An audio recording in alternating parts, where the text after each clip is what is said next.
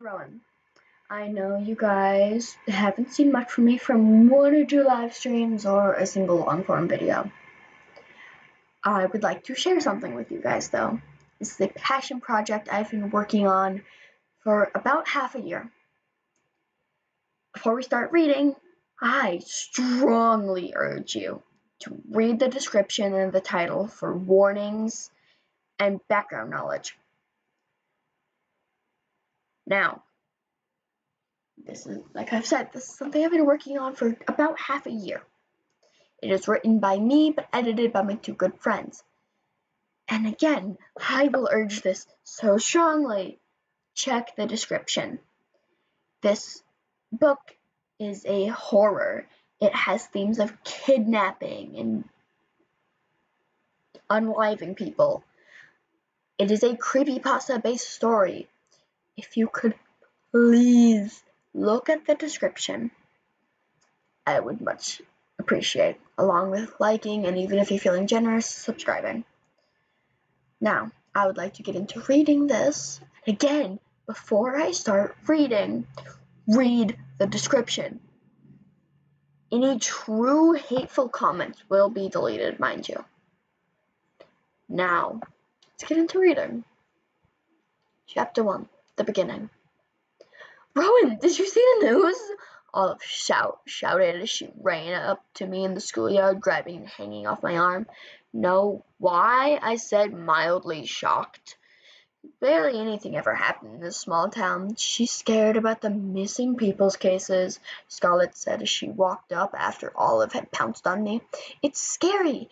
And all of them are people our own age, Olive half yelled as she continued to hang off my arm. Well, we need to go. Let go of their arms, Scarlett said, dragging Olive away by the sleeve. Bye, Rowan! Olive shouted at me as they left. Once I had gotten home, I investigated the missing people's cases, and Olive was right. All of them were kids about 15 to 16. It was almost 20 kids that went missing in the last month. But as I looked closer, I saw most of them live near West Hill Woods. I'd always been told stories and to stay away from those woods. They told me stories about the unusual people that had been seen standing at the tree line. They never looked normal.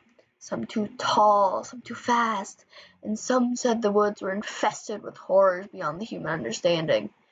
I never believed the stories, but I was always careful. After a few minutes, a phone call broke me out of my trance. Hey, Rowan, get! Olive shouted before I cut her off. Olive, please stop shouting. My ears, I remarked, trying to save my ears. Oh, sorry, dude. But you like creepy things, right? She said happily over the phone. Yeah, why? I questioned, concerned by her happy tone. Scarlett may or may not have bribed me to go to the woods, Olive said through the phone. I bribed her with food. I heard Scarlett shout in the background. Oh, shush. Anyway, yeah, you wanna come? She questioned, after telling off Scarlett. Sure, I guess, just to make sure she doesn't get you killed, I stated in a monotone voice. KK, love you, bestie. I'll text you plans, she said as she hung up. Bitch didn't even let me say bye, I muttered as I set my phone down and questioned my choices. This is a short chapter, since it's the first chapter, and the other chapters will be longer, although it's going to take me a lot longer to put out the second chapters. But if you want to avoid spoilers, stop now. But the second chapter is going to be outlining the woods, obviously, and that's the chapter where things are going to start to get real. This is only going to be a 3 or 4 chapter story. But I hope you like this first glimpse into it, and I'll put my Tumblr handle in the description if you guys want that. Now, Rowan out. I hope you guys all have a wonderful day.